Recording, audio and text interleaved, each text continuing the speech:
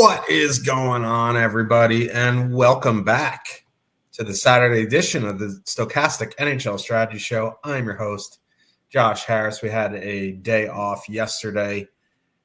We didn't even realize that there was that early game in Sweden. We were like, 4 games, we might just take Friday off anyway. We had no idea, but that game was going on. Pretty miserable game. Then we had a 3-game main slate. Some heavy chalk on Carolina and Utah, and it was the Zegras line that broke the slate. As Frostback would say, just play Ducks, and in parentheses, former Ducks. So, yeah, they were the nuts. But, we have a 12-gamer for some reason. I don't understand why they added the Ducks game here. There's a UFC pay-per-view locking at 6 p.m., so they're just making life more difficult for everyone involved. But 12 games here to break down. So, Cliffy, what's going on?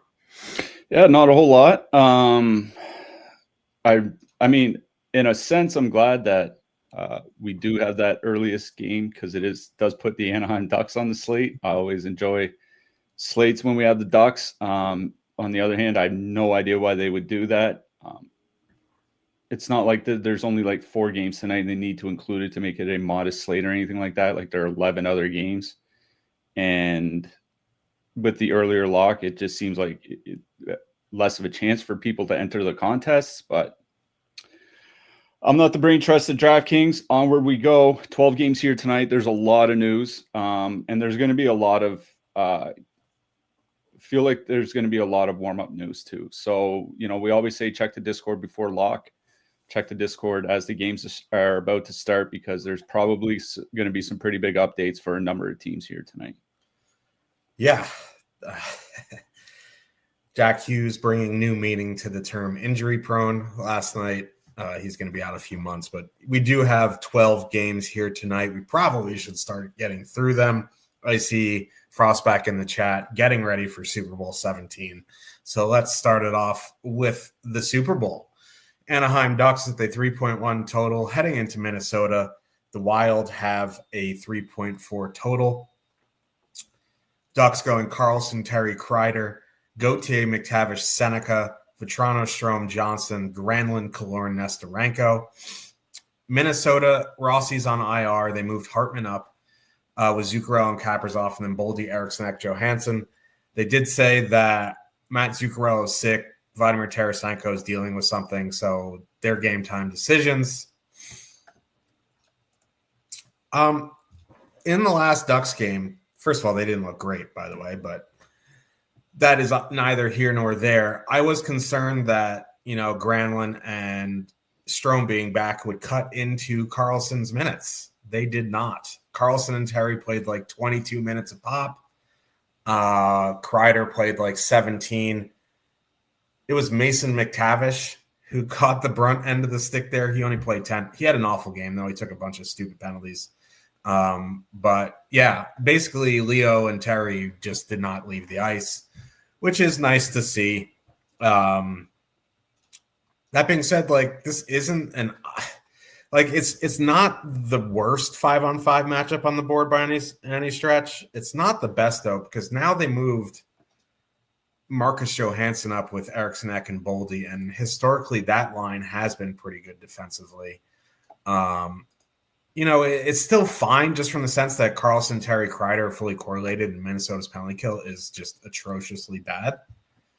So at 16,700, I honestly don't mind them at 0.8% projected. If you want the better 5-on-5 matchup, you can go to that McTavish, Gauthier, Seneca line at 15,900 for 2%. I can't imagine Hartman, Zuccarello, Kaprizov will be anything special defensively. But I think my lean would still be Carlson, Terry, Kreider at 16.7 just because of minutes, fully correlated, very good power play spot. The other day I played Vetrano and Granlund because that's what they practiced together as. They did not practice together or they did not play together during the game, but that quote-unquote fourth line, Granlund, Killorn, Nesterenko, they played like 16 minutes.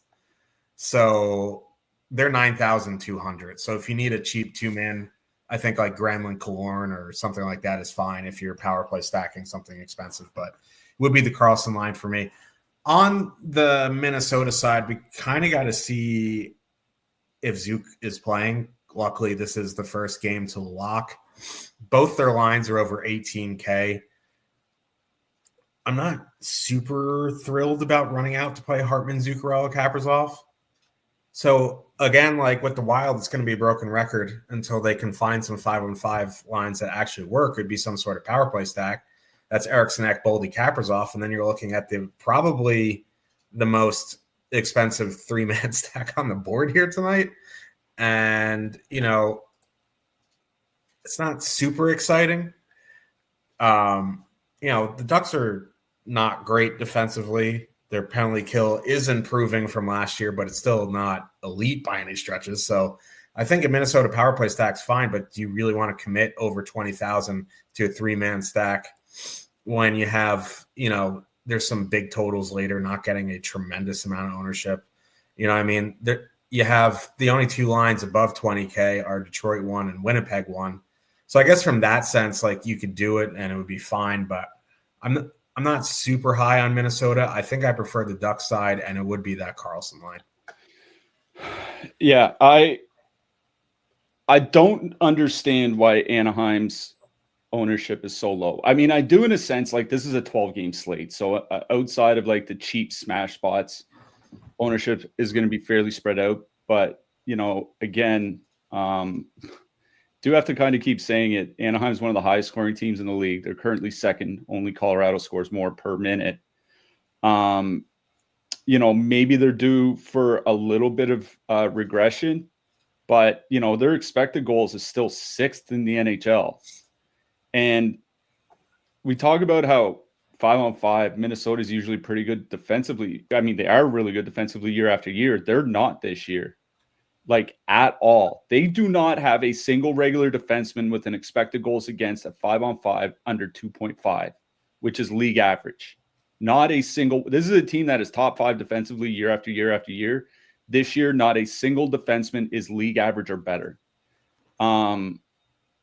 If you look at, expected goals against, like at all strengths, like 5-on-5, power play, penalty kill, Minnesota is 22nd.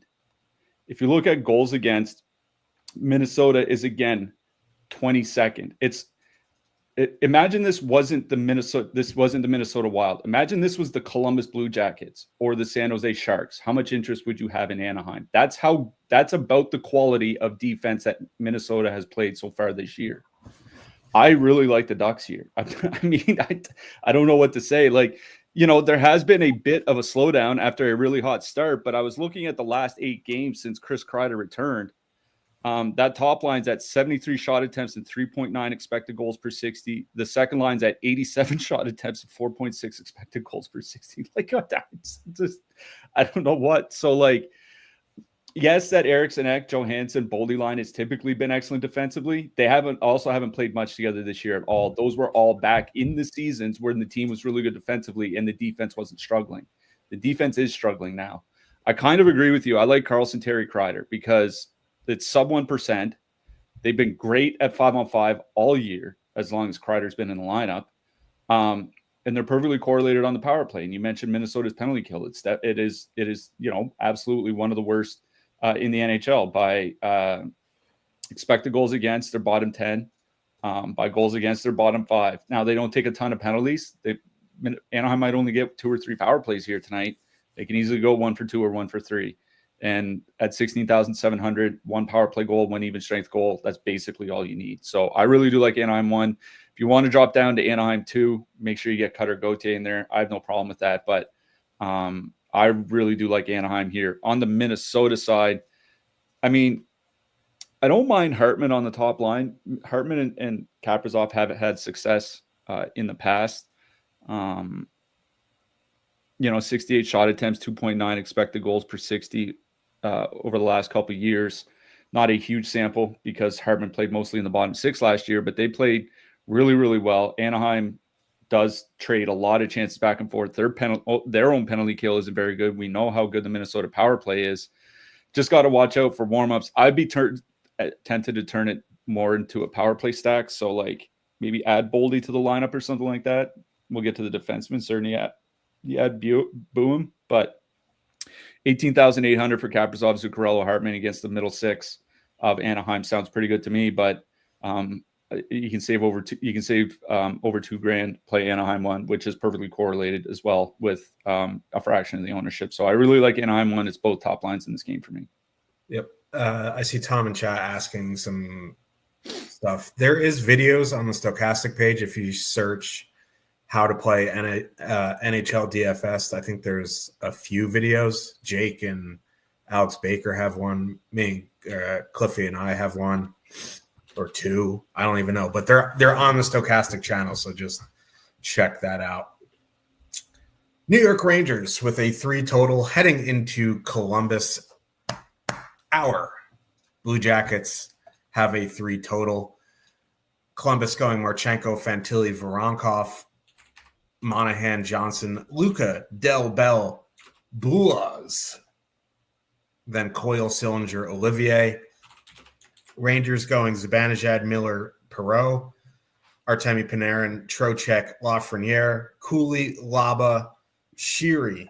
I was mildly surprised that both of these teams have 3 totals, as Cliffy just dropped the video in the chat for you. If you look at the underlying numbers, like expected goals and that kind of stuff, the Rangers are one of the better offensive teams and better defensive teams in the NHL. Like Columbus is very good offensively. They're just also really bad defensively.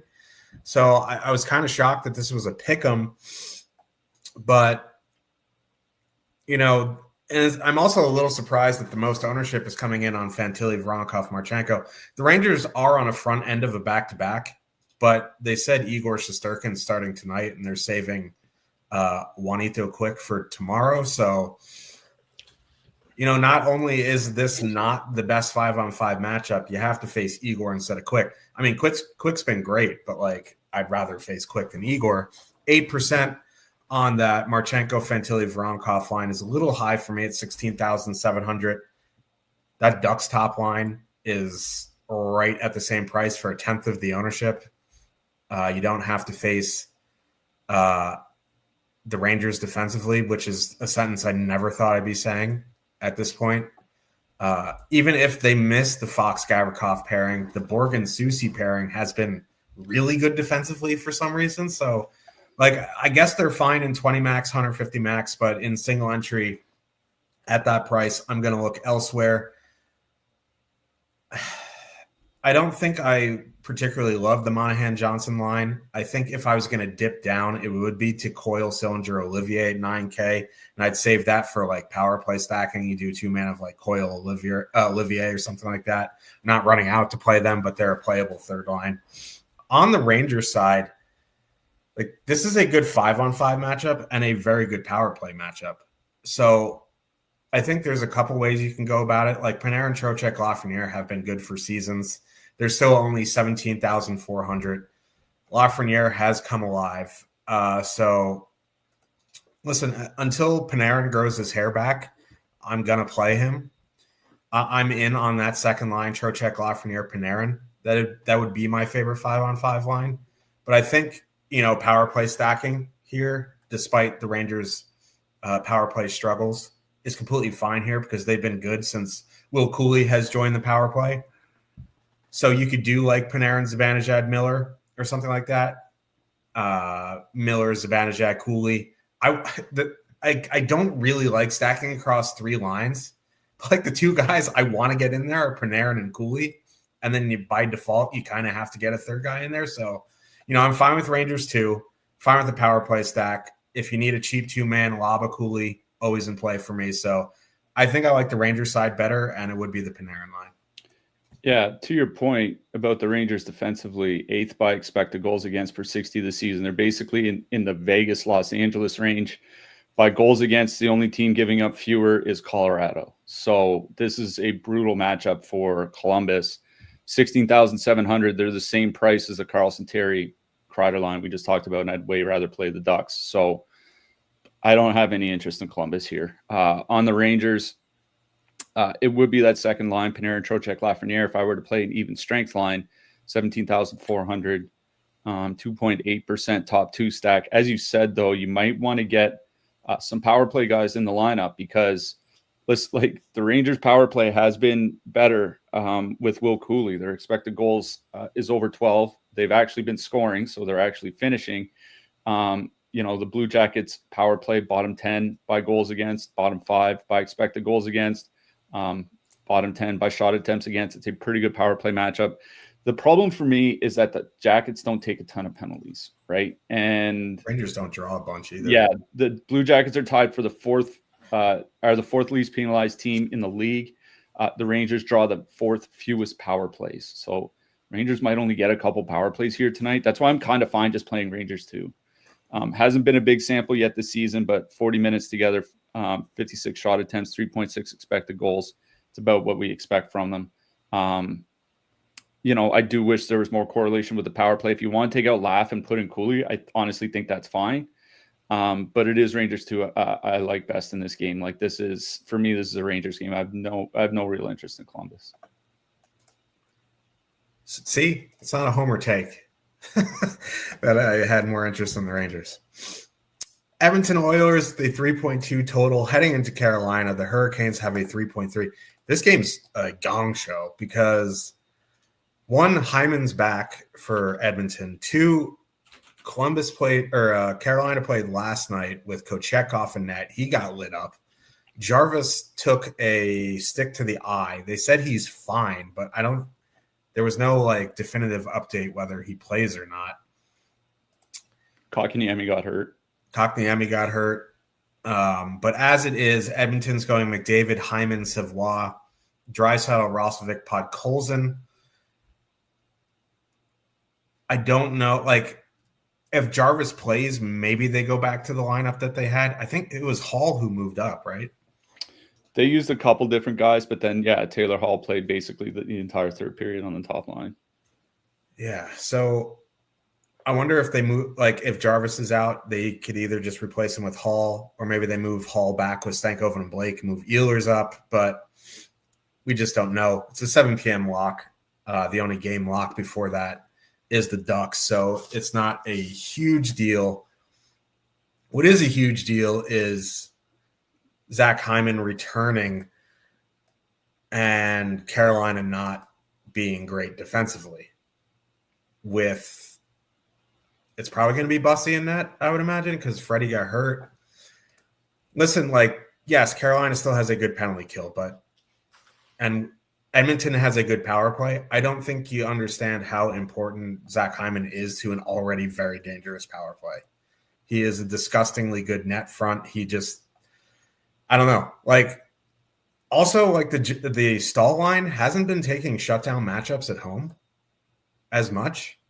Because they're getting their teeth kicked in. Yeah, that's why. And so, listen, no one's playing the McDavid, Hyman, Savoie line. I don't know how good of a prospect Savoie actually is or will be, but the offensive upside is there. So this line at 18,500 coming in at 1%, I have interest in here. Back to back, Carolina's a little banged up. They're going with their backup goalie. Their underlying defensive metrics aren't great. I do really like Edmonton 1 here. You want to go to Edmonton 2, Draisaitl, Roslovic, Podkolzin. They're coming in at 7%. They're $2,000 cheaper. I think that's fine, but 18.5 for a McDavid Hyman line at 1% on a 12-game slate with a total over 3. I don't know, man. I don't want to say there's nothing automatic in the NHL, but that scares me. So I'm in on Edmonton 1, Edmonton power play if you want. I mean, Carolina still has a good penalty kill, so I probably just go Edmonton 1. On the Carolina side, we'll have to see what's going on with Jarvis. If he's in, I don't have a ton of interest in that top line. I'd rather play the McDavid line. You can, just because that Nurse pairing has been atrocious. Their goaltending hasn't been great. So I think Carolina 1's fine, but I'd rather go to Carolina 2 here. Stankov and Blake, Ehlers at 13,200. They're priced as a filler. They've been very, very good. They'll see a fair bit of that Nurse pairing. So I think it would be Edmonton 1, Carolina 2 for me. Yeah, I'm with you. I think the Edmonton top line is a pretty good play here. I mean, I was looking at Hyman and McDavid's numbers last year. Without Leon Draisaitl, 71 shot attempts, 3.1 expected goals per 60. Hyman is the oasis in the desert that is McDavid's 5-on-5 offense for this season. I'm hopeful that Hyman's 100%. That's the one thing I'm a little bit leery of, is like a guy returning 6 weeks into the season. Like, what's his cardio going to be like? Is he going to have some rust? Like, all that kind of stuff. But at that extremely low ownership, at the very least in 20 max, you have to look at this. Like you mentioned, Carolina's defensive numbers since Slavin got hurt: 15th by expected goals against, 13th by goals against. This has not been the Carolina team that we're typically used to defensively. So this isn't a bad matchup. And Carolina does take their fair share of penalties as well. 3.4 times shorthanded per game. That's worse than the league average. So I'm with you. I do like Edmonton 1 here at 18.5. If I'm looking in that price range, like, I would probably rather play them than Minnesota. It feels weird to say, but I'm not completely sold on Ryan Hartman on the top line. Like, the Carolina top line, if Jarvis is in, is the same price. I would rather play them than the Carolina top line. I would probably rather play them than Montreal. So, like, out of the lines in that 18 to 20K range, I think they're at the top of the pile. Like, this is, again, until Slavin comes back, this is not the typical defensive juggernaut that we're used to from the Carolina Hurricanes. So I really do like Edmonton 1. On the Carolina side, it's kind of tough to say what to like until we know Jarvis is in or out, because that really changes like the entire top 6. What I will say is, I was looking at Aho's numbers this year when he doesn't have Jarvis or Ehlers on his line. 83 shot attempts, 3.5 expected goals per 60. And if Jarvis is out, that top line's probably going to have to get more minutes than they usually do, right? Like, Aho's probably going to play 20 plus. Like, I think he played like 23 last night. Now, that was with a couple injuries. But he probably 20 or more. Like, Svechnikov will be in the high teens, where he's not typically been up until the last few games. So, I think Carolina 1 is firmly in play here. It's both top lines for me in this game. I hope we get some, because sometimes we get a coaches meeting or whatever, like 90 minutes before the game, where they'll talk about who's in and who's out. Hopefully we get an update then, because whether or not I'm in on Carolina 1, because the big problem with them is typically ice time. If Jarvis is in, like, I do worry about ice time. Like, that would be the thing that would get me over to Edmonton. And if he's out, even as good as he is, it would mean a lot more minutes for the top line. And if Taylor Hall's up there, like, top line's like $3,000-$4,000 cheaper or whatever, like, we'll have to see what the coach says. I don't mind Carolina 1, but for right now, for me, it's Edmonton 1 in this game. Yeah. Got Avery in the chat. Everyone say hi to my older son, Avery. What's up, Avery? Welcome to the gambling channel. Yeah. Yeah.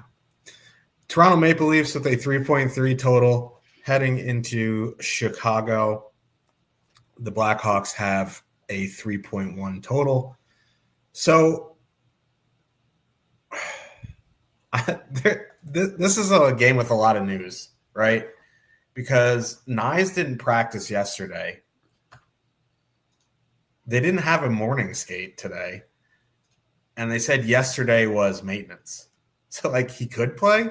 But, like, we've seen maintenance turn into IR stints a bunch. So, like, I don't know. Also, the Chicago, like, Nazar, Bertuzzi, Burakovsky, they didn't practice, but they could play. I don't think Nazar's in, because he wasn't at morning skate today. Yeah. So what we have right now is Tavares, Nylander, Robertson, McMahon, Domi, Michelli. That's what they ran in practice yesterday. On the Chicago side, we have Bedard, Bertuzzi, Burakovsky, Teravainen, Mikheyev, Green, Donato, Moore, Doc. Not having Nyes news is kind of important because that's like if Nyes is in, that line goes from like 18.2 to 22 and change or 21 and change. Yeah. If he's out, it's 18,200, which we have in our top stacks, and they're coming in very highly owned at 22.4% projected ownership. Like, either way, I'm not super high on the Leafs, especially if they're going to be chalk here. Like like Tavares and Nylander's numbers, Tavares's numbers just haven't been super great this season. They're not very. Him and Nylander with anyone really have been underwhelming.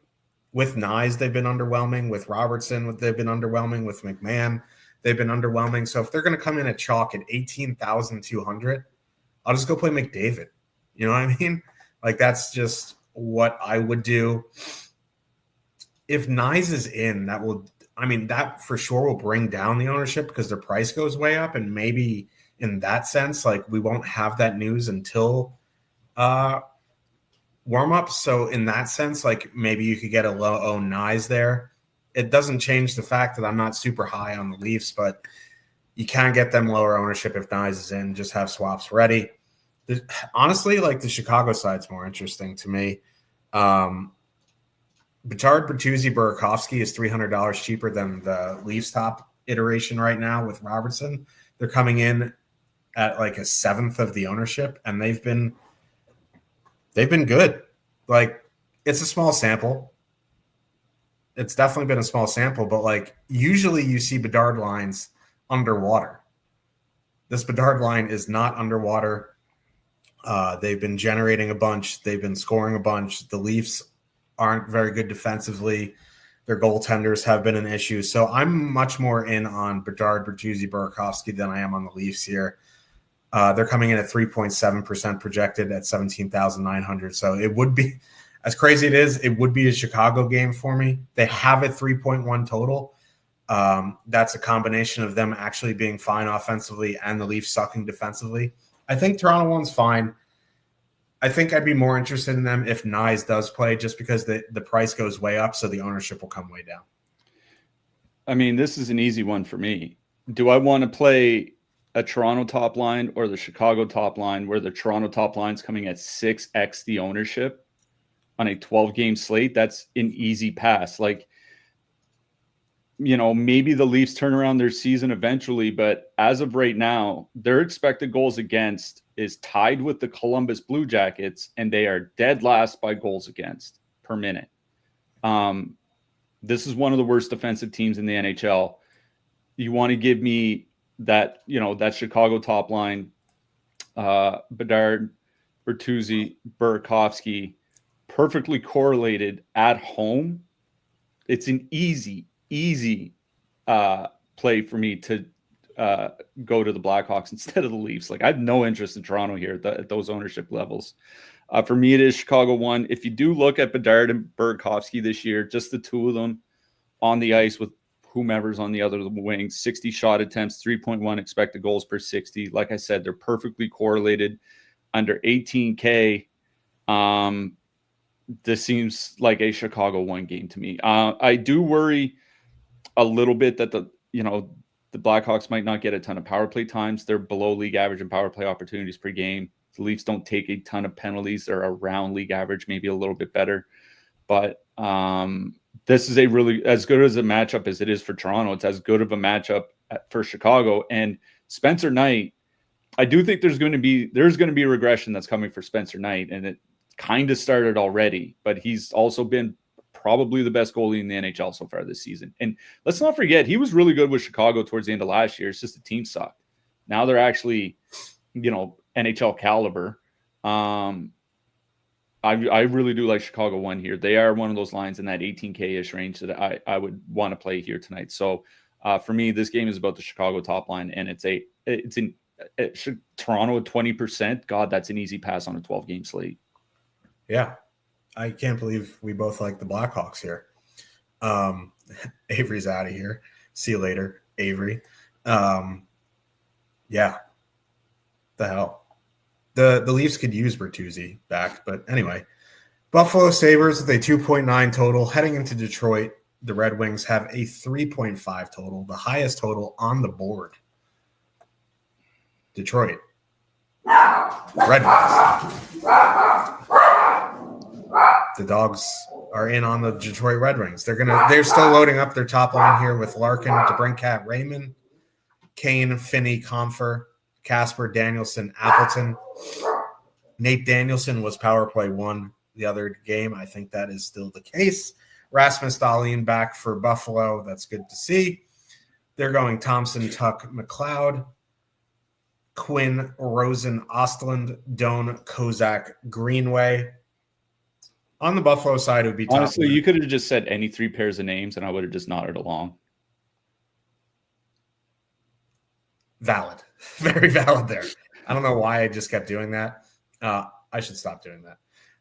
On the Buffalo side, it's top line or bust. The problem is, like, they're in that $16,000 range where there's a bunch of lines, and the power play correlation here just really is not great. So probably out on Buffalo here.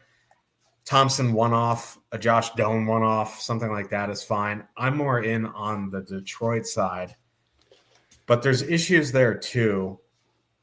Like, I do really like Larkin, DeBrincat, Raymond. In their small sample, they've been running people over. But the problem is they're 21,700, 17.8% top 2 stack, 5.6% projected ownership. The biggest issue I have here is it's a very, very good power play matchup, and DeBrincat's not on the top power play.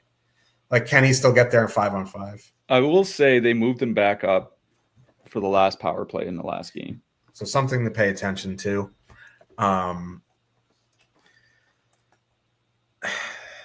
The other problem outside of the power play time is the Winnipeg Jets are in a really, really good power play matchup, and they're $600 cheaper, and they're not the Red Wings.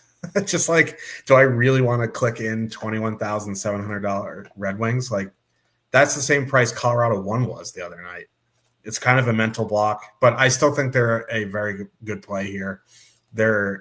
Whenever they've been together, they've been excellent offensively. Just a matter if you want to spend $21,700. I haven't even considered starting building yet. If I do spend up, it will be a toss-up between the Red Wings and the Jets, but I generally don't spend up for lines unless it's Colorado 1, so I don't think I will be spending that. But if you can get comfortable with the Red Wings here at that price with the secondary stack, I think they're a very good play. That's really about it. It would be both top lines for me, and it's Detroit 1 by a mile.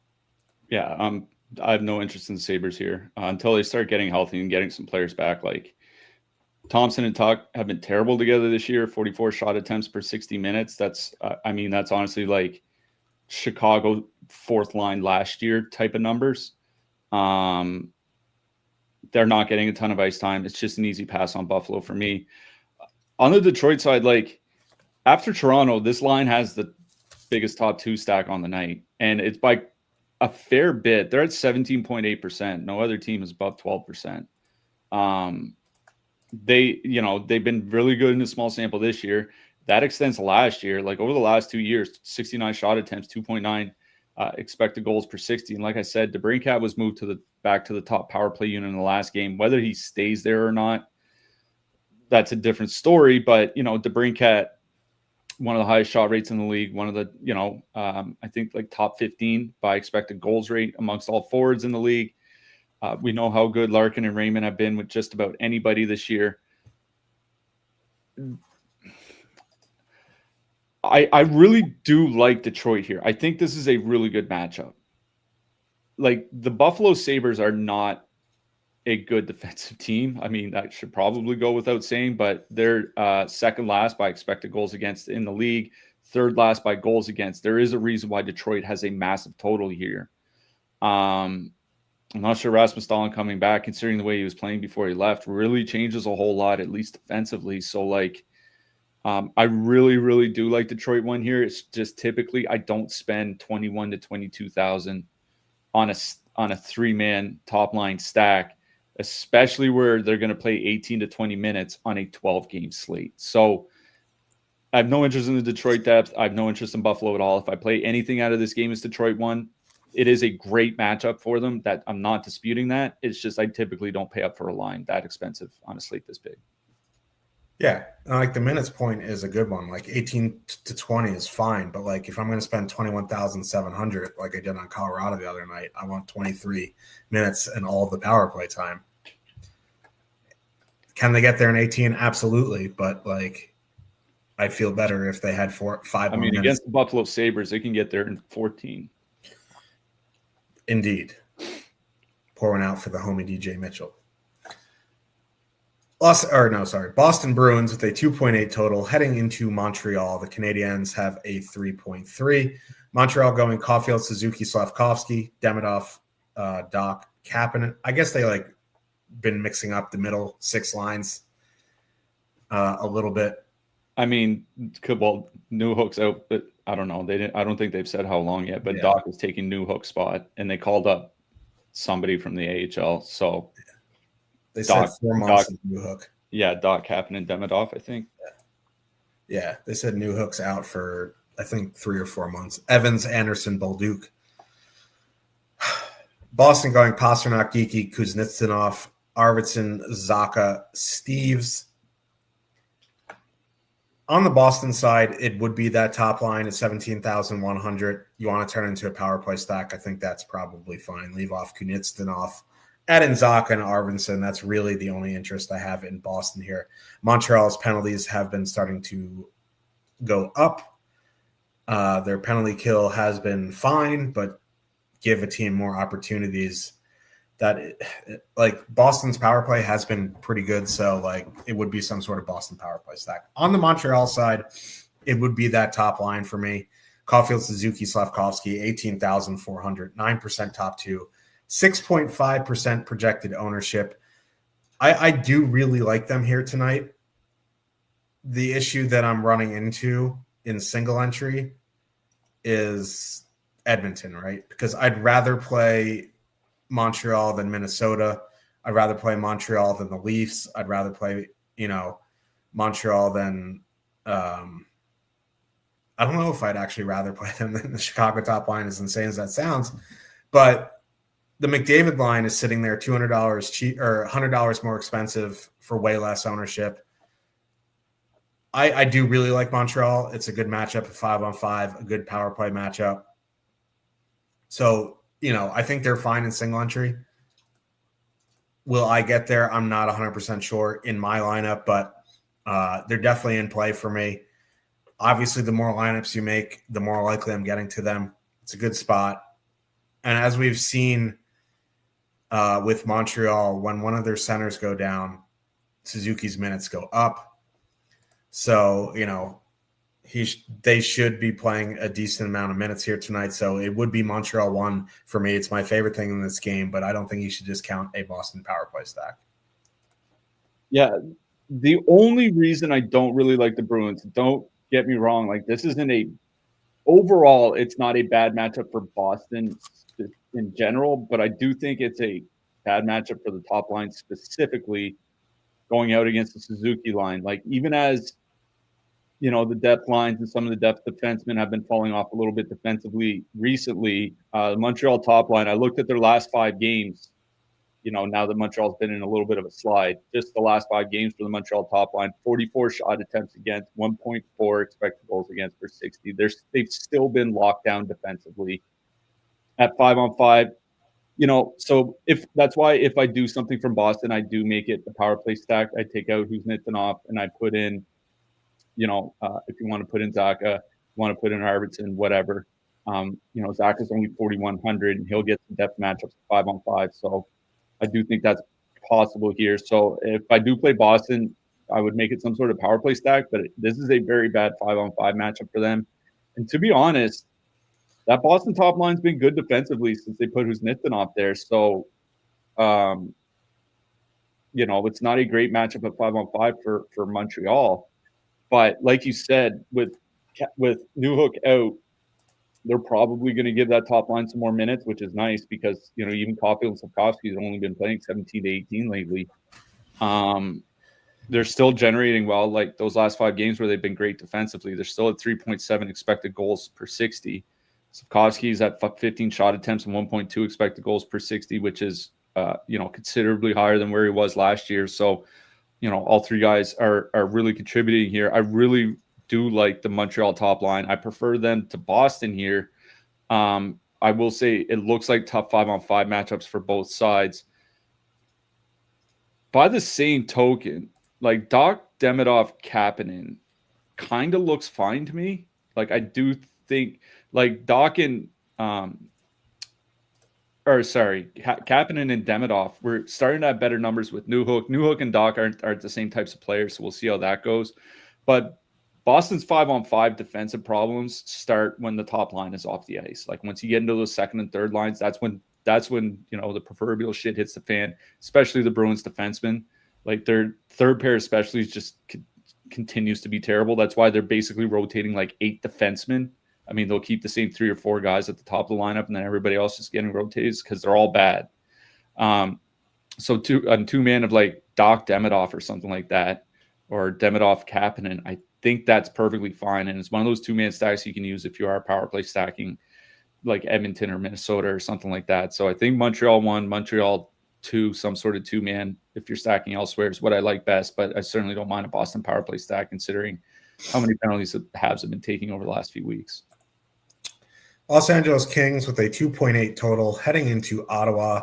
The Sens have a 2.7.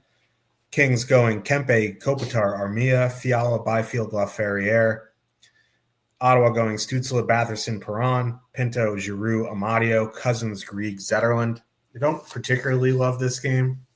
It is a 5-on-5 total, so that's not exactly breaking news. On the King side, I think it would be Fiala, Byfield, Laferriere, 15,700, 3.8% top 2, 3.4% projected ownership. They'll get, it's not the best 5-on-5 matchup. Ottawa has been pretty fine defensively. At 5-on-5, it's their penalty kill that has issues. You get 2 to the 3 there. So it would be Byfield, Fiala, Laferriere. On the Ottawa side,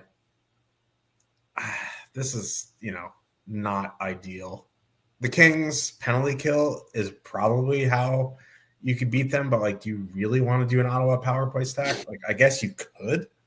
Go like Stützle, Batherson, Giroux, or Stützle, Batherson, Cousins, or something like that. I don't have a ton of interest in Pinto, Giroux, Amadio here tonight. I'd rather look elsewhere in that price range. So by default, it'd be some sort of Ottawa power play stack. But again, that's not even in remote consideration for me in single entry. I think if I get to anything in this game in single entry, it would be that LA second line. Yeah, I was looking at line matching now that the Kings have been on a little bit of a road trip here. Teams are treating the Fiala, Byfield, Laferriere line as the top line. I think justifiably so. Those guys are really, really good, but that's important here because the Pinto line does take shutdown matchups, right? So looking at the Pinto line's last 10 games, 35 shot attempts against, 1.1 expected goals against per 60 at 5-on-5. It's meat grinder. Even Jordan Stahl, 4 years ago, wasn't putting up numbers like that. That's a brutal matchup for Fiala, Byfield, and Laferriere. Now, once you get those guys off the ice, it's a different story. So I kind of like Kempe, Kopitar, Armia here, and it's not a big sample with Armia there. It's only a little over 35 minutes, so grain of salt and all that. And it has been on the the East Coast swing, including the Toronto Maple Leafs, so they're beating the terrible teams in the league. But 63 shot attempts, 2.7 expected goals per 60. Kempe still has 31 shots in his last 10 games, so even without massive amounts of ice time, he's still getting a fair amount of shots. Kempe and Kopitar are still playing 17, 18 minutes. At 13,500, they're basically priced as a filler. I don't mind Kempe Kopitar Armia here only because they're 13,500, right? They're a filler stack like that you can play. Like if you're playing the Edmonton top line, which is 18 and change, you can put these guys in and then you can still fit in a couple good defensemen, right? So I really don't mind Kempe Kopitar Armia here because they're going to avoid the Pinto line. You still get two guys on the top power play. So that's my interest in this on the Kings side. On the Ottawa side, I mean, there's really not a whole lot that interests me from Ottawa. I just, Shabbat's still out. We'll talk to the defenseman. Maybe it's a Jordan Spence revenge game. So maybe throw him on the blue line. But, the Pinto line's going to be going out against Byfield. That's not a great matchup. That Kings top line has still been good defensively, almost regardless of the winger of the third wheel. So, I don't know, kind of out on the sense forwards here. I think for me, the only thing I really have any interest in is that Kopitar line because of the price.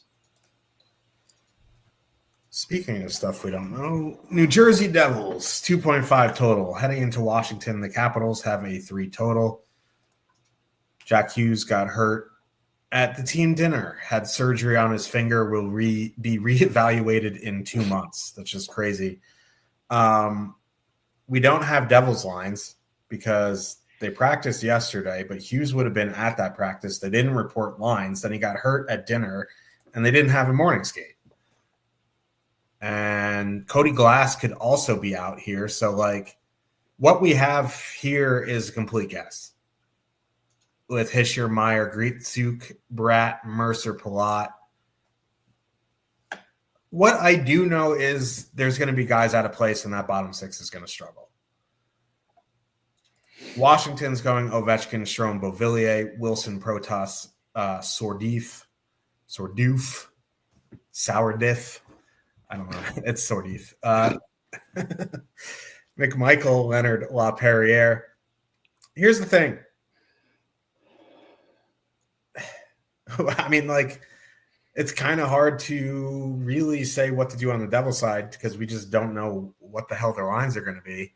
They're facing Logan Thompson. He did get lit up like a Christmas tree the other night because he has been playing more than he's used to. But they're going back to him here because I think they realize Charlie Lindgren just isn't it. If it is Hischier, Meyer, Grietzuk, I don't mind them at 15-2. I don't love them because they're coming in at 8%, but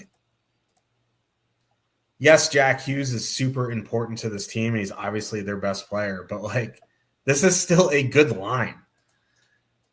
It's just a tough matchup. So I don't mind the Devils top line, assuming it's them, but I'm more interested in the Caps. But it's also kind of hard to say what I want to do on the Caps until I see the Devils lineup. But what I do know is the bottom 6 is going to struggle. I don't mind Strome, Ovechkin, Beauvillier at 8.6%, 14,600. At home, Washington will send out Dowd a fair bit against top comp. So that Ovechkin Strome line is going to avoid the top lines, the top pairs. So I don't mind them at 14-6. It's the Devils were already pretty rough defensively. Now they have guys way out of place. I just don't love Washington. But if I had to do anything, it would be Strome, Ovechkin, Beauvillier. Basically what I'm saying is if this game wasn't on the slate, I would be completely happy with it. So I guess it would be both top lines, but I just don't love either. Yeah, Josh and I were talking before the show, and my opinion on this was losing Jack Hughes only hurts the guys that would have been playing with Jack Hughes. So if the second line is something we'll see what it is. If the second line is something like Cotter, Glass, Bratt, it really hurts Jesper Bratt, who, he had been moved off Hughes' line at times this year, but you know what I mean? Whoever plays with Hischier is going to be just fine. And if you look at the last 2.25 seasons, the Devils power play without Hughes, there's actually a reasonable sample because he misses so much time. The expected goals for only goes down 9% without Hughes, and the goals for actually goes up. So they've actually scored more with Hughes not on the top power play unit. Because it forces them to put Timo on the top power play. Well, I also think it forces other guys to take shots. Like, it's not just force feeding Jack Hughes a bunch of shots, but either way, like if we knew what the New Jersey lines would be, like if it was Meyer, Hischier, Bratt, I would be pretty tempted here. The thing is like, and like, listen, I know Logan Thompson got lit up in his last game. He's still an excellent goalie. The Washington still not still a good defensive team of 5-on-5. The penalty kill is Washington's problem. So if you want to do like Hischier and Bratt as a 2-man, just because just because you you're going to get them on the penalty kill no matter what. Like, we're going to get line combinations warm up. So, and there's only, so we'll be able to see what happens. And it's worth mentioning, like last year after Hughes went out in the month of March, Hischier played over 21 minutes a game.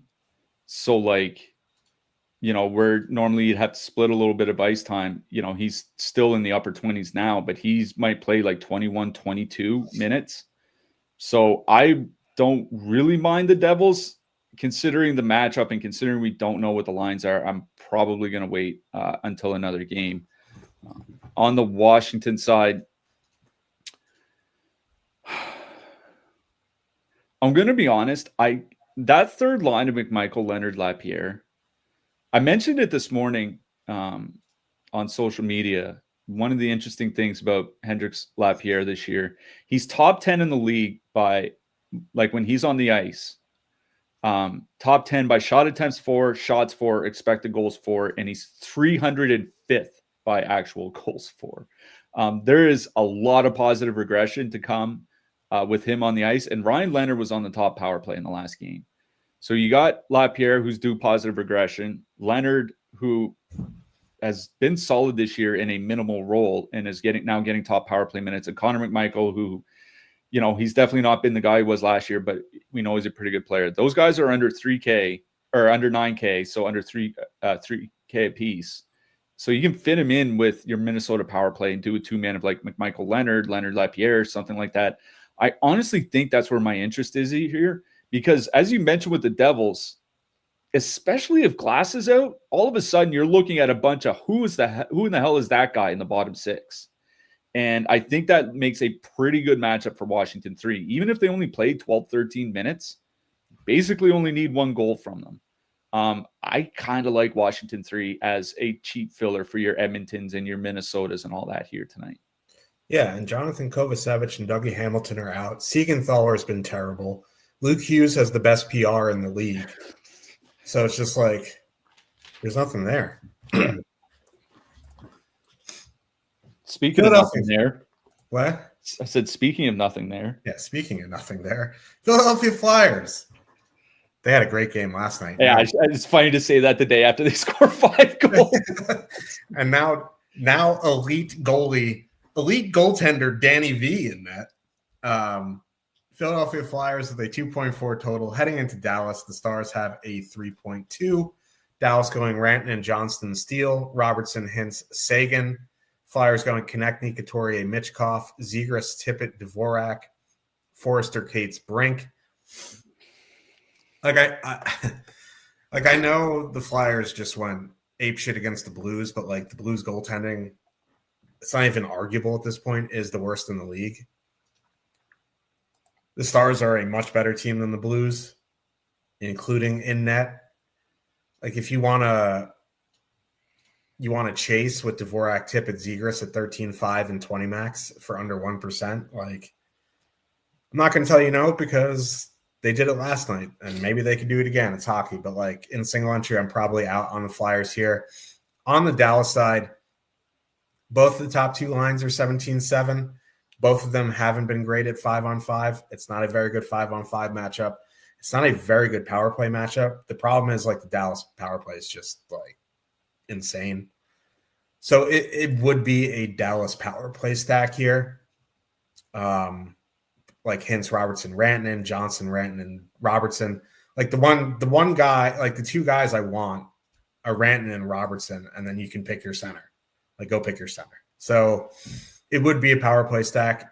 I'm not sure I'm going to get there in single entry because, the Flyers have been good defensively. They have been good on the penalty kill. Danny V has actually been good this season. So of anything in this game, it would be Dallas power play. Yeah, you mentioned the Flyers penalty kill, 11th by expected goals against so far this season by actual goals against. Third, now they're getting really good goaltending, but as you said, Danny V's been really good this year, and he's in net here tonight. Flyers have been really good defensively at 5-on-5. Last night, notwithstanding, it was Sam Ersson in net, so whatever. I don't really like Dallas in this matchup. It is a back-to-back on the road. The Flyers can't use that Cates line in a shutdown matchup and go out and at least neutralize one of the Dallas lines or something like that. So Dallas can kind of, control the play in that sense. But with how well the Flyers have been defensively this season, 17,700, and it's one of those do you play the Rantanen and Johnston line, who are probably going to get the most minutes, or do you play the Robertson Hintz line, which has the better 5-on-5 numbers, right? I usually play the line that has the better numbers, but honestly, I think I'm kind of out on the Stars forwards here tonight. It's not a great matchup. If they get there on the power play, nice. You have to power play stack then at that point, right? So I do think if the Stars have a big night, if they put up 5 or 6 goals, it's because the power play gets 2 or 3, and they can do that. The Stars are drawing 3.6 power play opportunities per game. It's tied for 5th in the league or something like that. So if they get 4, maybe 5 power plays, they can definitely score a couple. They're good enough to do it. But then you have to figure out the power play stack that you want, and these guys are all extremely expensive. I mean, I would probably go to the Rantanen and Johnston line. They've been bad at 5-on-5, straight up bad. 39 shot attempts, 2.4 expected goals per 60. They're just not playing well, but they get it. They're getting the minutes, and you get 2 out of the 3 on the top power play unit. So that's where I would go. But since they started getting healthy, those minutes have been cutting back. Rantanen and Johnston and those guys aren't getting 22, 23, sometimes 24 minutes a game that they were getting. Now it's a little over 20 minutes, and that does matter. So I'm kind of out on Dallas. I think the only thing I really like in this game, to be honest, is the Forster Cates Brink line. They're 11K. They're on the Flyers. They're perfectly correlated on the power play. They're on the Flyers' better power play unit. They're at 9.8 expected goals per 60 on the second power play unit, which is pretty good. The Dallas penalty kill has been fine to good, but certainly not elite or anything like that. They're going to avoid that Lindell Heiskanen pairing at 5-on-5, which I think is the most important part of all of this. So it's Forster Cates Brink for me, a filler stack that you can put with your Edmontons and your Winnipegs and your Minnesotas and all that. It's basically my only interest in this game. And I think Tippett, Zegras, Dvorak is fine because they've actually been good this year. I also do think they're going to avoid the Heiskanen pairing a little bit. I wish they didn't have a big night last night because it kind of feels like chasing points. But I think they're okay at 13,500. But my interest is more in the Cates line. Yeah, probably not watching that game if I'm being completely honest. Vegas Golden Knights 3.3 total heading into St. Louis. Oh boy, the Blues 2.7 total. Vegas going Eichel, Marner, Barbashev, Dorofeyev, Hurdle, Braden Bowman. Blues, we don't know. They played yesterday, got absolutely car ramrodded by the Flyers. They did leave the Thomas line together. Yeah. And then they put Shen with Holloway and Kyrou, but I don't know if that's going to stick. I would at least assume Thomas Buchnevich, Snuggerud stay together. Yeah, and that would be the only line I'd have a interest in anyway. I guess if Shen is with Holloway and Kyrou, they were really, really good last year, but this isn't a very good matchup. Blues are back-to-back. So if you want to go to Thomas Buchnevich, Snuggerud at 13.9, You can't get them with like massively expensive lines, but they're almost priced like a filler, so I don't mind them. I have more interest in the Vegas side here. It's just like the Blues have been, like, honestly, they've been fine defensively. It makes sense they want to move Dvorsky down because he hasn't been good defensively. Shen, if they move Shen back up, Shen Holloway Kyrou was just really, really good at both ends of the ice last year. Thomas Buchnevich, Snuggerud. Like Thomas Buchnevich generally fine defensively. It's just their goaltending sucks. Their penalty kill sucks. The problem here is the Vegas power play sucks without Stone. But that second line is 14,400 and they're fully correlated. Braden Bowman, like, I don't even like, congratulations, you're now on the top power play. He wasn't even drafted, right? Like, I don't even think he's a prospect at all, but that line is fully correlated to 14,400 for 8% projected ownership. Like, I don't mind taking a stab there. Like, Bowman's min price, if he like falls into an assist on a power play goal, gets a block shot and a shot, gets like 7.8 DK points and you're fine. So I think at that price, like it's not bad. You want to go to Eichel, Marner, Barbashev, I think that's fine at 19,400, 4.7% projected ownership. It's just that, like, there's a lot of lines in the 18Ks that I like better. And if Stone was in, it would be a completely different conversation. But Stone's not in. I think they can get there for sure. There's just other lines a little bit cheaper that I like better. So it would be that Vegas second line just by process of elimination. And I don't mind the Blues top line if you need like almost the filler for a little bit more expensive stacks. Yeah, I was looking at why Bowman would be the one to get recalled. I saw he had 7 goals in 12 games in the AHL this year. I was like, oh man, holy shit. So I went and looked. It's 7 goals on 16 shots. He was shooting 44%. So like, I mean, I'm still not sure he's a huge prospect, but like you said, because of his price and because him getting the top power play time, that does matter. It matters because it's not that the St. Louis penalty kill is bad, but their goaltending on the penalty kill is 771. It's come up. Yeah, they're getting better. That's the problem. But this is another one of those stoppable force meets a movable object type of matchups because the Blues goaltending, I mean, overall has just been atrocious. On the penalty kill, they've also been really bad. The Vegas power play since Mark Stone got hurt is 3 for 34. For the non-math majors out there, that's like 9%. They've been really, really, really bad. And the other thing is like, do I want to stack Vegas too and then leave Jack Eichel off? Probably not. If I play Vegas here tonight, because Vegas is drawing power plays, like that's the one upside. They're at 3.6 times power play opportunities per game, 5th most in the league. St. Louis doesn't take many penalties is the issue. They're at 2.5 per game, which is the 2nd lowest rate in the league. And with how bad the Vegas power play has been, if they only get a couple cracks, I'm not sure that they get there.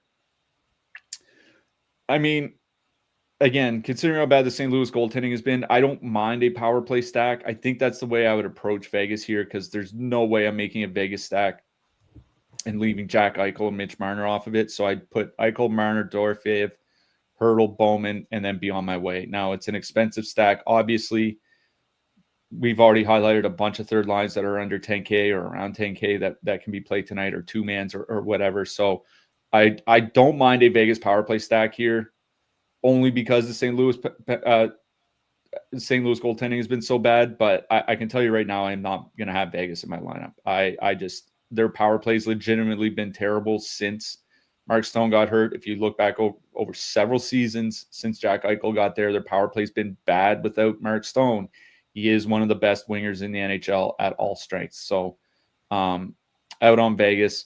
I guess on the St. Louis side, it would be going to that Snuggerud, Thomas Buchnevich line. Like Thomas has been getting more minutes, which is the nice thing. 18 minutes a couple games ago, 20 minutes last night. So they're getting more ice time. They're still not that good particularly, and they're not getting very many power play opportunities. 2.6 per game. It's tied for the third lowest rate in the league with the Rangers. I don't know. I guess if I were to play anything in this game, it'd be Thomas Buchnevich-Snuggerud because they're perfectly correlated under 14K, starting to get more ice time. I don't really have a ton of interest in this game overall. Yeah. Winnipeg Jets with a 2.9 total. Heading into Calgary, the Flames have a 2.7. Winnipeg going Connor, Scheifele, Velarde, Perfidi, Taves, Nemestikov. Calgary going Huberdeau, Coronado, Frost, Kadri, Farabee, Rory Kernans. I remembered his name because he's in the top stacks. I don't think it's Kernans. We don't think it's Kernans. I think it's Cairns. Cares. Okay. Noted. I will forget.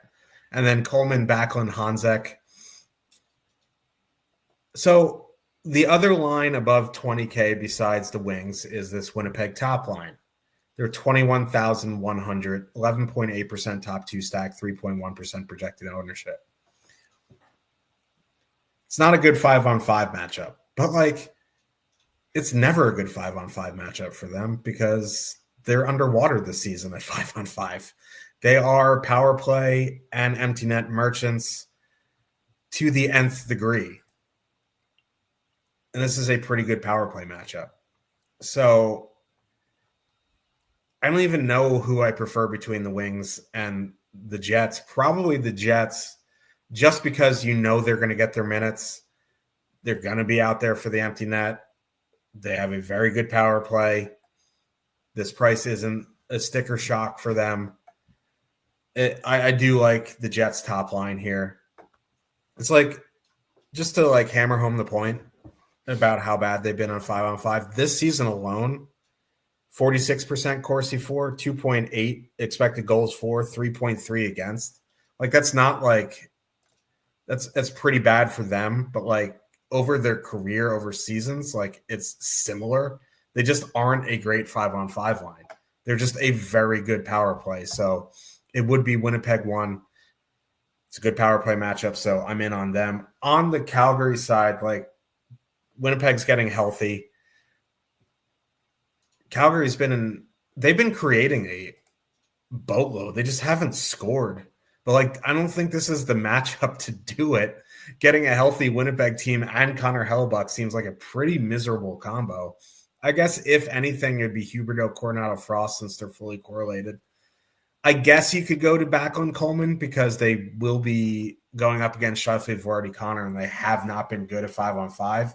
But you will see the Morrissey pairing there, and that pair has been good. So I guess by default it would be Huberdeau, Coronado, Frost, but I'm certainly not running out to play them in single entry. One of the underrated things about Calgary is this is actually a very good defensive team everywhere except the penalty kill. The penalty kill has definitely not been good, don't get me wrong. But on the season, by expected goals against at 5-on-5, they're tied for the league lead with the Rangers. Shot attempts against, their top 5. Wolf had a bad few games to start the season. Over his last 10 or 11 games, he's been great. So this is a bad 5-on-5 matchup for Winnipeg because, as you said, they're losing the expected goals battle. They're losing the shot attempts battle. It's not a great matchup for that top line, but it is a really good matchup for the power play. That's the whole problem here. Winnipeg 3.4 power play opportunities per game. It's tied for the 7th in the NHL. The Flames do take their fair share of penalties, 8th most in the league. And the penalty kill on top of that has not been very good. So this is a pretty good 5-on-5 or pretty good power play matchup, for Calgary. The thing is do I want to play a line that's over 21K on the road in one of the worst 5-on-5 matchups in hockey on a 12-game slate? That's probably going to be a no for me. Because I do think they need at least one, if not probably 2 power play goals. I mean, maybe they can get one at even strength and then empty net, 3-4 goals, and then you're on your way. But it really puts a lot of pressure on them having a big power play night here tonight. And I don't like playing a line over 21K on the road in a bad 5-on-5 matchup just so on a 12-game slate, just because they're in a good power play spot. Like that just doesn't track for me. So kind of just out on Winnipeg. I guess by default I'm in more on the Calgary side. The issue is like with Dylan Sandberg back. Now they actually have 2 good defense pairs, whereas before it was Morrissey, DeMello, and then a bunch of under 7 hockey players just kind of falling all over the ice. I actually noticed in Sandberg's first game, Neil Pionk, I think he posted his highest expected goal share at 5-5 of the season in Sandberg's very first game back. It was his first or second highest. So the matchup isn't great for Calgary. Like, if anything, I would go to that second line just because they're perfectly correlated. But the Winnipeg penalty kill, which wasn't that great last year, has actually been pretty good so far this season. 13,600. They're perfectly correlated. I do think there are other spots to go to. I will say Coleman, Backlund, Honzik. If you want to take 2 out of the 3 there, like a Backlund, Coleman, or a Coleman, Honzik 2-man or something like that, to put with your expensive stacks elsewhere is fine, because like I said, like that Winnipeg top line has just been bad defensively. I was looking at their last 10 games, 3.6 expected goals against. They do still have Connor Hellebuck. That's the ultimate, turn the tide factor. But I think it's the Calgary second and third lines I do like better in this game. Calgary 2, I guess by default, just because of the perfect power play correlation. But I think Calgary 3, considering how cheap they are, they're a nice, super cheap filler to put with your expensive stacks elsewhere. Yeah. Oh, boy. San Jose Sharks, 2.7 total. Heading into Seattle, the Kraken have a 3.2. So Kakko is hurt. He's week to week. Freddie Gaudreau is a game-time decision. Jared McCann is out still. Mercifully, last game, they did not use Stevenson in a shutdown role. It still is Matt Murray in net for Seattle.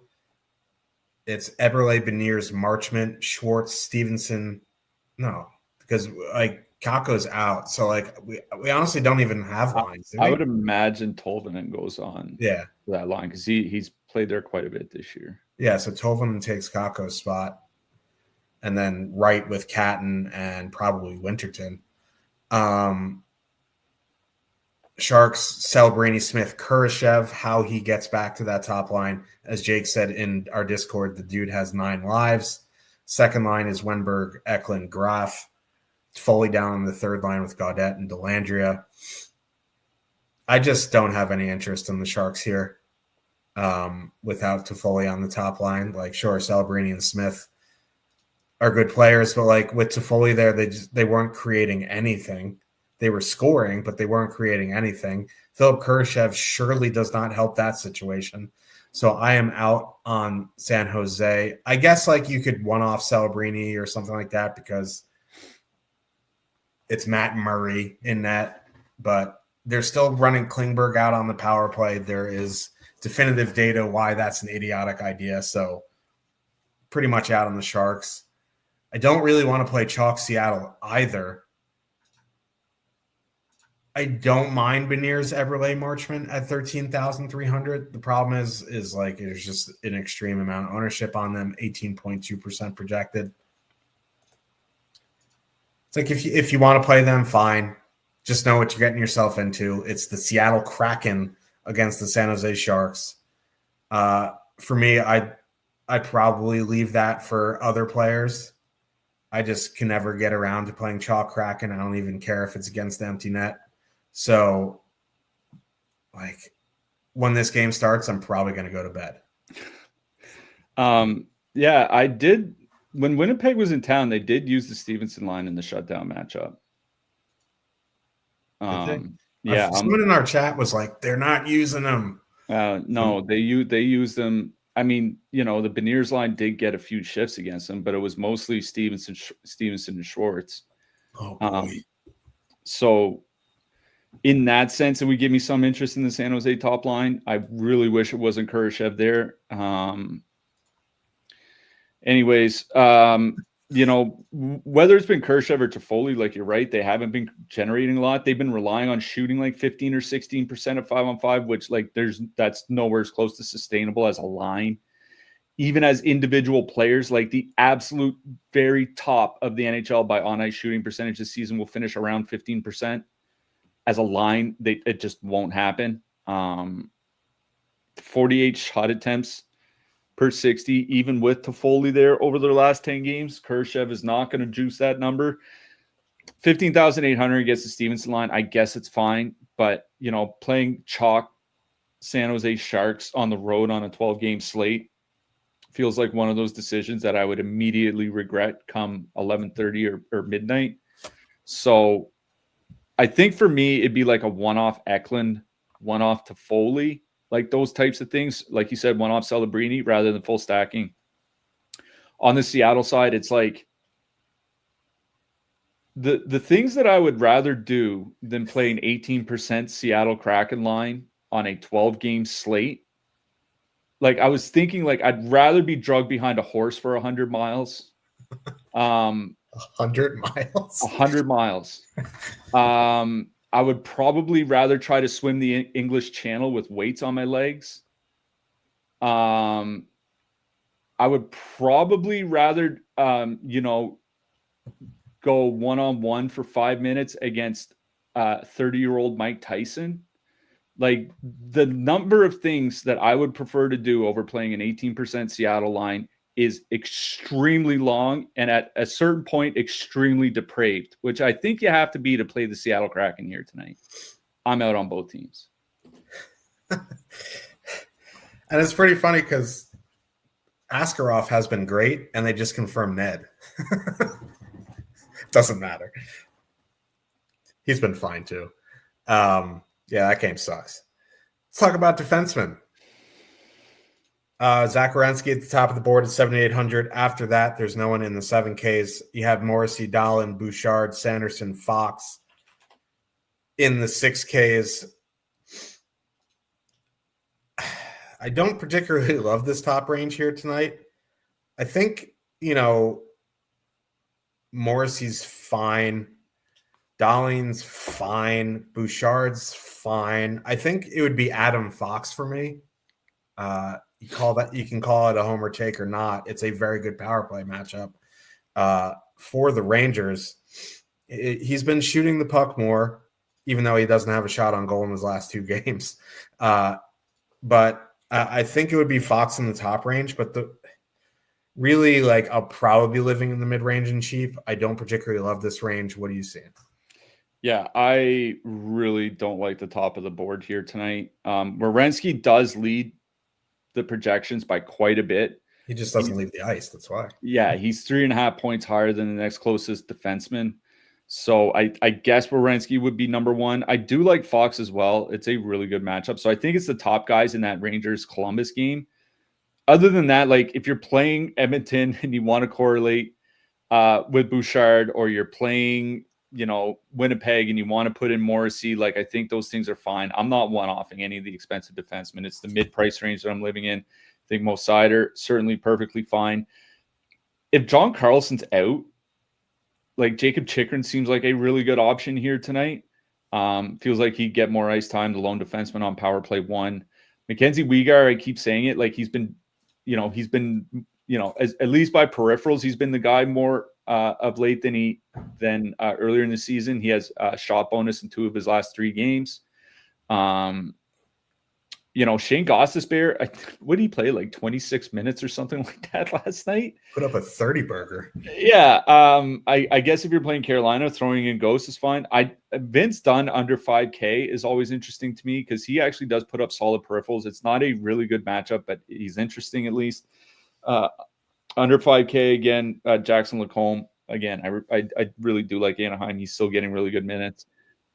Thomas Harley, like, if we knew he was healthy, like that's something I was talking about with someone earlier, is that his expected goals play driving after the first 4 or 5 games of the season has absolutely plummeted. I mean, plummeted. And if you look at his full season, he's been probably one of the 10 worst defensemen in the NHL. at 4,400, like, I guess it's playable. I don't think he's healthy. I was looking at some of his skating metrics, and they're much worse than last year, and that concerns me. And he's missing practices and stuff. I think he's playing with a relatively serious injury that they're not really discussing.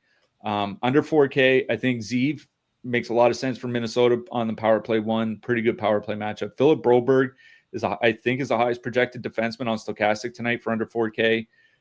It makes sense. He's been getting more ice time, 23, 24 minutes a game lately. Chicago might finally be running a 12-6 lineup for the first time, in weeks. So Alex Vlasic, I think, makes sense. Brant Clark, as long as he stays under 4K, I always don't mind playing him. Matthias Samuelsson, 23, 24 minutes for the Sabres, certainly.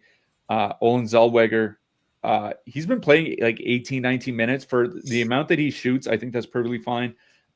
Under 3K, I think it's Esa Lindell and Adam Larson, Connor Timmins, and Brendan Dillon. I don't mind Ben Sherratt. I can't believe I'm saying that, but it's not a bad matchup for Detroit. And I'll answer the question for Cliffy that he'll get in a minute. Yes, Simon Nemec is fine. Oh, yeah. I actually did write down Nemec too. I just forgot to mention him, but yeah. He's been playing like 26 minutes a night, and he's going to have to be if he's playing, the Devils are banged up. Some of their guys are going to have to play a ton. Let's talk about goalies here, even though no one ever wants to. I don't love the top range here. Like, Ottinger makes sense in a cash game at 8,500, but like, I don't even know if this game sees 50 shots on goal on combined. So like 8,500 is a tough sell in GPPs. In the top range, I think it's Connor Hellebuck at 8K against the Flames team that puts up a lot of quantity, not a lot of quality. In the mid-range, Igor Shesterkin, 7,800. Like, anytime he's under 8K, you can call me Homer. I'm interested. Ullmark, like, I know we've had issues with Mr. Ullmark, but 7,600, Kings struggle to score sometimes. I don't mind it. Spencer Knight, if he does get confirmed, 7,500, also in play. I do like the Duck starter. I'd like it more if it was Dostal. Ducks penalty kill does concern me a little bit, but that's fine. Super cheap guys. Stewie Skinner, 7,200. Like, I'm never going to play $8,100 Stu Skinner, but $7,200 Stu Skinner seeing some volume, I think, is fine. Jeremy Swayman is all right. If I had to go all the way down, like Ned at 7,100, I guess Danny V at 6,900. I do have some shot volume concerns, though. So, if I knew he was going to get absolutely peppered, I'd be more interested. But I don't think I'd go below like the Swayman and Nedeljkovic tier there. Yeah. Jake Ottinger is the top projected goalie. I'm with you. I do worry about volume. So I'm probably not playing. Logan Thompson, I think, makes a lot of sense at 8K, especially without Jack Hughes. The Devils won't be as good at 5-on-5. Like I said, I think they'll be perfectly fine on the power play, but 5-on-5, I think it's a downgrade. Connor Hellebuck at 8K is the one at the top of the board for me. And listen, until Calgary actually starts turning those shot attempts and expected goals into actual goals, like, this reminds me of like the 2021 Carolina Hurricanes. So I just, anytime you can load in a good goalie against the Flames, I think it's perfectly fine. So Hellebuck, Logan Thompson, Igor, I think, is certainly fine against Columbus. John Gibson kind of stood out to me for Detroit against Buffalo because I think there's some decent shutout equity there, but for me, the top of the board is Hellebuck, Logan Thompson, and Igor. For the cheaper goalies, like, if Dostal starts, then both Knight and Dostal at 7,500, I think, make a ton of sense. I would probably rather play Dostal. Just, I think he gets more shot volume, but I think him and Knight are perfectly fine. And for the super cheap goalie, for me, it's Colton Ellis from Buffalo. again, like with Buffalo having so many guys out, like if they do win a game, it's not going to be a 7-5 game. I think if they win a game, it's like 3-1 and or 3-2, and Ellis makes like 27 or 28 saves or something. So night to stall Ellis for the cheat goalies. I will say Ellis did look good in his last game against Utah and just got like let down heavily by his blue line in the third period. But yeah, I think we're back Monday. It's a 6-game slate. Next week, I think, is a full week, but there might be a 4-game slate, which we might take off, but that's for another time. Who you liking for your hat trick pick here tonight? Funny enough, I said I just like Colton Ellis, but I'm going with Alex DeBrincat. That's the classic Cliffy shuffle. Yeah, the classic hedge. Askarov is not in net tonight. It is Alex Nedeljkovic. I kept trying to figure out a guy that like I wanted to pick, and I just kept going back to a homer take. I'm going Will Cooley. Of course. I am, if nothing else, predictable, which isn't a bad thing. But good luck, everybody, tonight. We'll see you Monday. Tuesday, there's that big 222 on DraftKings, 100K to first. So a couple more days to possibly win some tickets. Good luck, and we'll see you on Monday. Good luck tonight, everyone.